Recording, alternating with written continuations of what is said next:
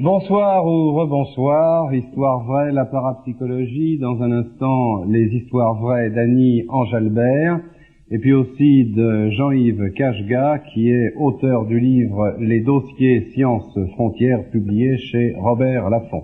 Ensuite, explications, témoignages de nos consultants que vous présente tout de suite Béatrice Schoenberg. Alors Sylvie Simon, écrivain, auteur du livre Voyance remarquable, les plus grandes prédictions d'hier et d'aujourd'hui, publié chez Robert Laffont.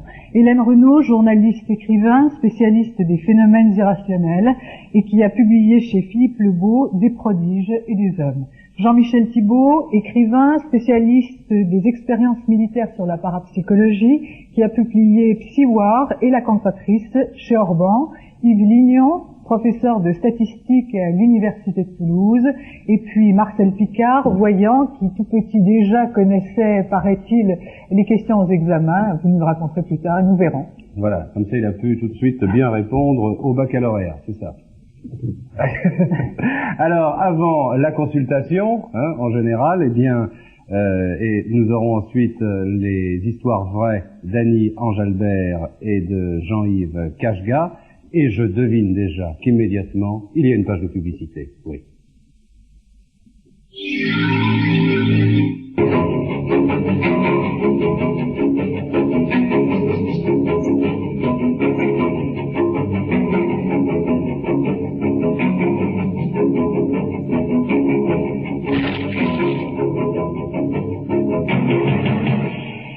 Histoire vraie, la parapsychologie, tout de suite les histoires vraies d'Annie Ange-Albert et de Jean-Yves Kashga. Je commence par Annie Ange-Albert. Bonsoir.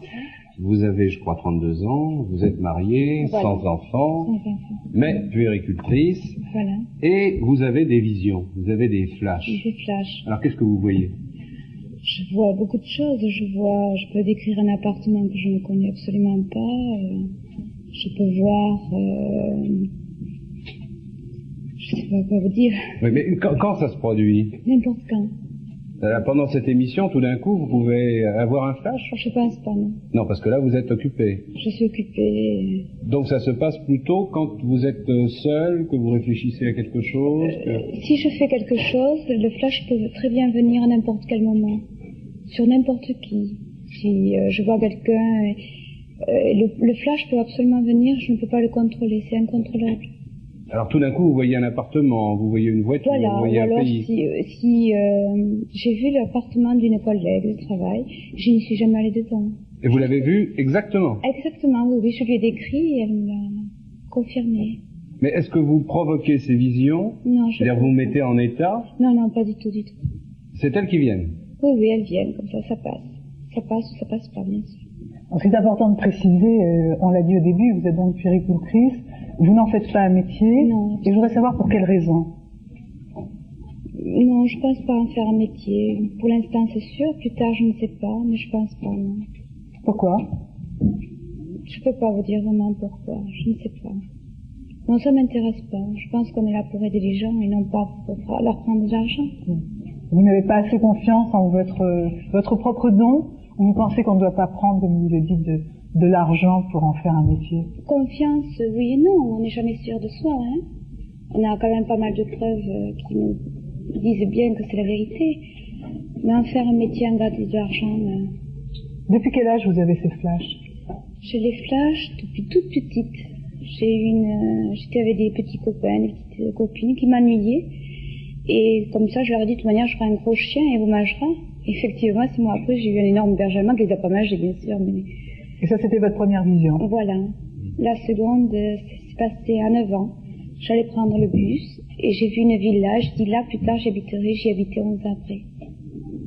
Et c'est vraiment totalement inexpliqué. Donc les souvenirs des flashs remontent à votre mémoire. Voilà, oui. Peut-être que bébé, oui. Vous en avez eu aussi. Peut-être, mais... je me rappelle absolument pas. Est-ce que ça fait peur? Oui et non. C'est-à-dire? J'ai eu un flash pour moi, c'est même plus un flash, c'est un rêve prémonitoire. J'ai vu l'enterrement de mes parents. Et effectivement, ça s'est passé un mois après. Toutes les personnes qui avaient l'enterrement de mes parents étaient là. Toutes, il n'en manquait aucune. Absolument aucune.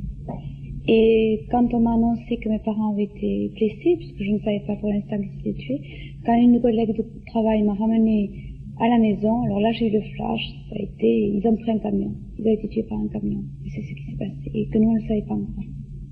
Mais est-ce qu'on a le sentiment d'être quelqu'un de différent par rapport aux autres quand on est comme vous? Différent un petit peu, mais sans plus. C'est pas pour ça que je vais dire je suis supérieure aux autres, loin de là. Mais, par exemple, quelle est la réaction de votre entourage? Vous êtes mariée, est-ce que vous l'avez dit à votre mari avant votre mariage? Non. Pourquoi? En vous disant que c'était tellement normal que j'y pensais même pas à lui dire. Puis quand j'ai commencé à travailler avec le professeur Lignon, donc j'étais obligée de lui dire. Bon, au début, il était un petit peu réticent, puis après, ça s'est très bien passé. Et lui n'est pas un peu inquiet, par exemple? Un petit peu. Oui, parce que vous pouvez voir... Oui. Hein? Vous pouvez tout voir sur sa vie. Oui, mais disons que bon, ça m'intéresse pas. Ah oui. Quand on aime quelqu'un, on lui fait confiance. Voilà. Mais il ne met pas en doute vos propres capacités? Ou il est incrédule? Il est incrédule quand même. Bon, il veut bien que je fasse ça, mais il n'y croit pas trop. Mais quel est le regard des autres quand vous leur parlez de vous, de vos visions? Je pense, par exemple, vous disiez que vous êtes puéricultrice. Alors il y a des mamans qui vous regardent là en ce moment, qui ne savaient peut-être pas, qui ne connaissaient pas vos capacités d'avoir des visions, des flashs, et peut-être que ces mamans maintenant vont vous regarder d'un œil différent demain après cette émission, non? Pourquoi différent? Je sais pas, je vous pose la question. Non, je pense pas. Enfin, disons que je suis quelqu'un comme tout le monde et bon, je fais mon métier, j'ai ma vie personnelle, mais je me sens pas supérieure à n'importe qui. Est-ce que vous êtes croyante? Oui. Et de quelle façon vous expliquez vos facultés? Est-ce que vous pensez d'abord que c'est un don ou que c'est une bizarrerie de la nature? Non, pour moi, mon avis strictement personnel, c'est un don divin. Mais je pense que tout le monde, plus ou moins, l'a. Ou il se développe, ou il se développe pas. Vous savez, le cerveau est quelque chose de vraiment impressionnant. Et on ne dit pas beaucoup. Vous dites un don divin, c'est-à-dire que vous avez été choisi d'une certaine façon? Non, pas du tout. Non. Disons que, comme je dis, c'est un don divin. Bon, mais on l'a et il faut faire avec. Et comme je dis, on est là pour aider les gens. On n'est pas là pour leur mentir ou les enfoncer ou être supérieur à eux. Ça, il n'en est pas question. Vous disiez tout à l'heure que vous travaillez avec le professeur Lignon, je crois que c'est depuis le mois de septembre dernier. Oui, depuis le mois de septembre dernier. Bien. Alors, à quel genre d'expérience vous prêtez-vous avec lui? Ouf. Nous jouons à des jeux de cartes. Il faut que j'arrive à deviner des cartes. Ce n'est pas des cartes à jouer, c'est des cartes où il y a, par exemple, un jeu qui... On est très fâchés tous les deux. Ce sont des dominos. Il faut que j'arrive à trouver la couleur sur la carte avec les numéros qu'il y a. Et ça marche? Oui et non. Oui, mais il faut qu'on se bat perpétuellement tous les deux. Mais quel est l'objectif de ce genre d'expérience? Il faut que j'arrive à trouver la couleur et le nombre qu'il y a dessus. Mais ça sert à quoi, ça? Pour prouver par A plus B, de toute manière, qu'il y a de la voyance. Hein, parce que c'est pas évident de trouver, par exemple, qu'il y a un rond noir et comme des dominos et 5 couleurs successives. C'est vraiment pas du tout évident. Et c'est un jeu qui est très prenant, mais qui est très fatigant aussi, parce que on est en lutte perpétuelle tous les deux. Mais est-ce qu'en même temps, c'est une forme de gymnastique, d'entraînement à la vision? Pas spécialement entraînement à la vision, parce que je pense que les flashs viennent tout seuls. Mais c'est vrai que c'est très agréable, et moi, ça me convient parfaitement. Est-ce que ces flashs ont changé votre comportement, là, dans la vie de tous les jours? Non. Je suis comme tous les jours. Enfin, du moins, je pense. Et vous neutralisez lorsqu'il faut ces visions? Voilà, quand elles viennent, bon, ben, je le dis ce que je vois ou ce que je ressens. Mais ça n'a pas du tout changé le comportement de ma vie.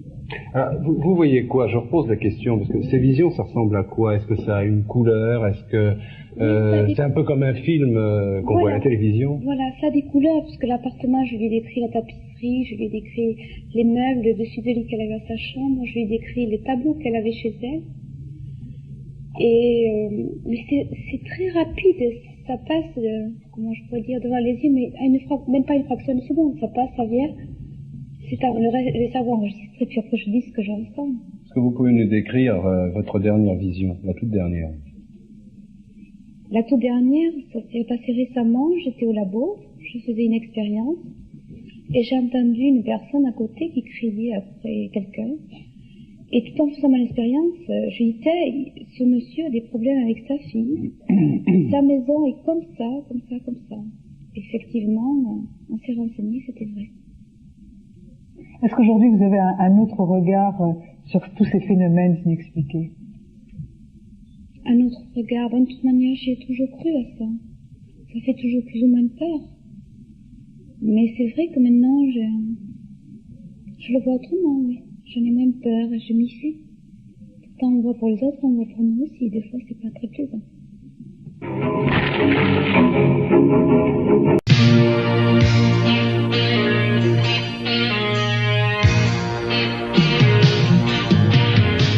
Les grands reportages avec Gilles Schneider, c'est sur la 5.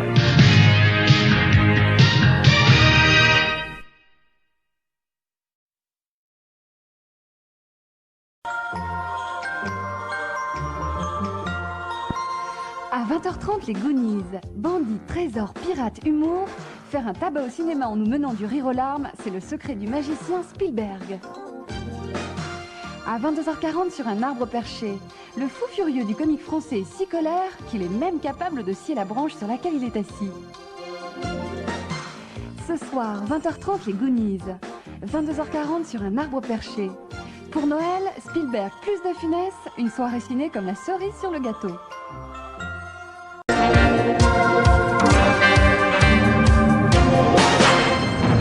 Né du cerveau implacable des machines, voici celui qui a pour mission d'en finir une bonne fois avec cette imperfection qu'on appelle la vie. Tu es la cible du Terminator. Le Terminator a tout d'un être humain, et même d'un comédien célèbre nommé Schwarzenegger, mais c'est une illusion. Il va la tuer. Il est programmé pour ça. À vue d'œil, l'humanité n'a pas une chance contre cet homme-machine envoyé d'un futur post-nucléaire. Comment alors une faible femme et le bébé qu'elle porte pourraient-elles échapper à la meurtrière échographie de ce moderne Frankenstein ? À 22h50, Sexy Dancing, un ancêtre de la lambada, fait monter la fièvre dans les cœurs et dans les corps. À minuit 30, Arsène Lupin joue et perd, voilà qui change agréablement les habitudes pour le plus grand des voleurs. Ce soir, 20h30, Terminator. 22h50, Sexy Dancing. Minuit 30, Arsène Lupin joue et perd. Et bien sûr, les dernières infos à minuit. Sauf qui peut, après les pubs, le Terminator vous a à l'œil.